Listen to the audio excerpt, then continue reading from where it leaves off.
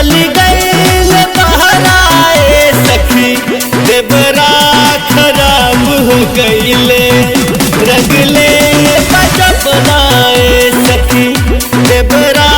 खराब हो गईले रगले बजब बनाए सखी होलिया में छोड़ के सैया चली गईल बहराए सखी होलिया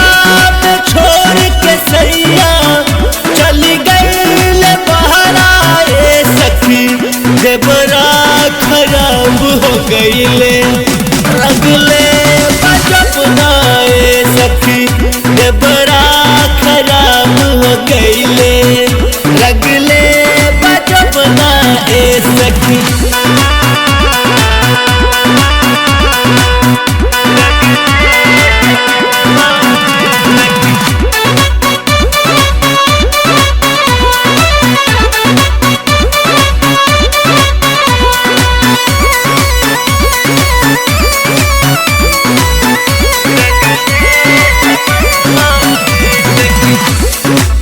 कहिए सखी देवरा के लीला होलिया में चोलिया खोल के कैले बगीला भैया का कहिए सखी देवरा के लीला होलिया में चोलिया खोल के कैले बगीला जब ना पकड़ के देवरा झूला बेला झूलन माहे सखी जब ना पकड़ के देवरा झूला बेला झूलन माहे सखी और रगड़ के जो बना कैले बली लाए सखी देवरा खराब हो गईले रगले बजब बनाए सखी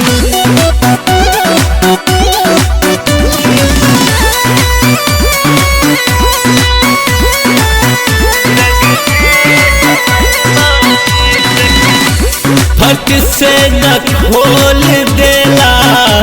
साया के डोरबा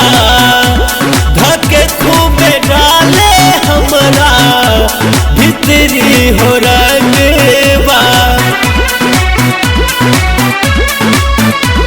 फट से न खोल दिला साया के डोरबा धके खूबे डाले हमरा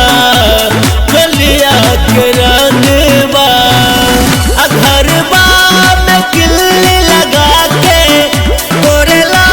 सियनबा है सखी घरबा में किल्ली लगा के गोरेला सियनबा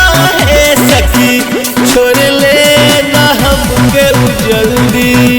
कैले करब ना ए सखी देवरा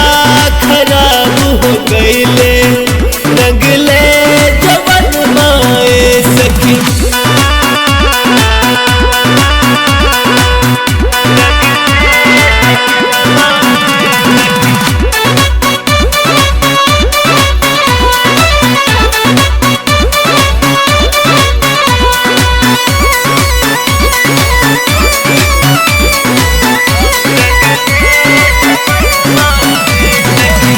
सतंदर के जान होवे देवरा लालू एही से कहवे देवरा बरका की चालू